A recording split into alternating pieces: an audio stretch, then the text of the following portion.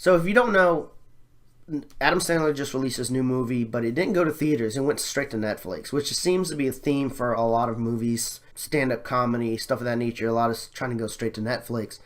Because Netflix is actually building as a company and started to produce a lot of major shows and stuff that a lot of people are wanting to watch, but they don't have Netflix. So Adam Sandler's new show or movie is called Rdiculous 6. Rdiculous 6 is about a Native American who's actually white, named White Knife, who finds out his father is still alive. His father meets him and then gets kidnapped, and he's got to rescue his father by raising $50,000 to pay off the guys that kidnapped him.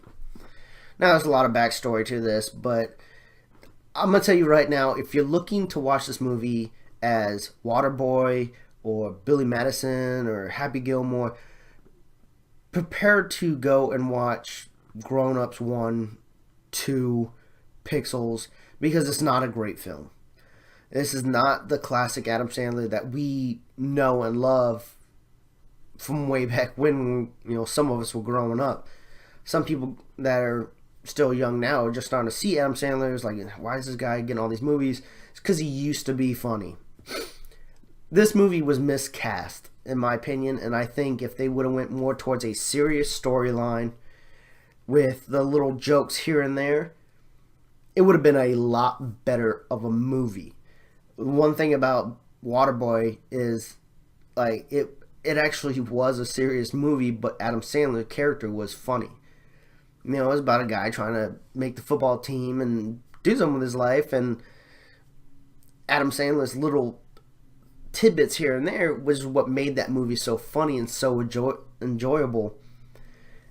And I feel like that could have been this. This could have been the new Waterboy. Adam Sandler's the main character. He is Tommy, White, aka White Knife. He's the Native American. I don't feel like that should have been his role, because his role is this tough Native American who can throw knives and do all these acrobatics and all this stuff.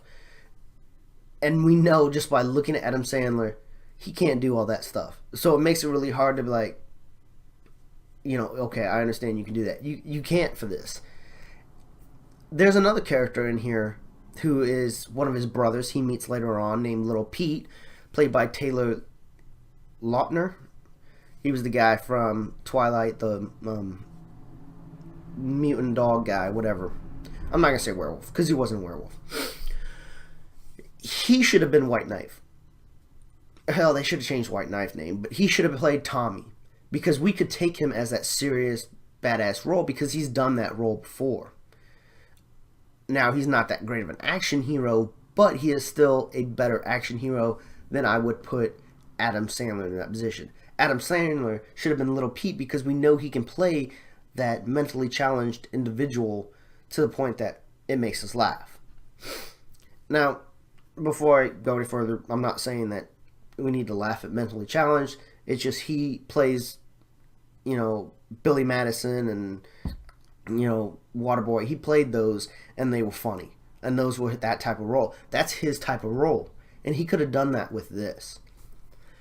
I'll continue going through the casting. Terry Crews is in this as Chico. Now, he plays kind of a badass character with his little funny moments. He was actually, to me, one of the better individuals in this movie. Now, I was really shocked on this next person. Herm was played by George Garcia. I'm thinking I pronounced that wrong, but it's a J, not a G. But anyways, now I'm a big fan of his. He's done a lot of amazing roles, and he plays his roles really well. I love him, Hawaii Five-0. So I was actually really shocked, because I just found out that, reading this, that was him. And he played a good job as that character. It was a little too much at times, but he still did a good job. Rob Snyder's in this as Raymond. You also have Luke Wilson as Danny, who played a Secret Service agent who was there when Lincoln got shot. He basically was the cause. And so on and so forth. You got a couple other big name actors in it. So, I mean, if the movie just switched casting a little bit, I think we would have found this movie a lot more funny. I think I chuckled once, and I couldn't even tell you the scene I chuckled at, because I was trying to forget this film so much.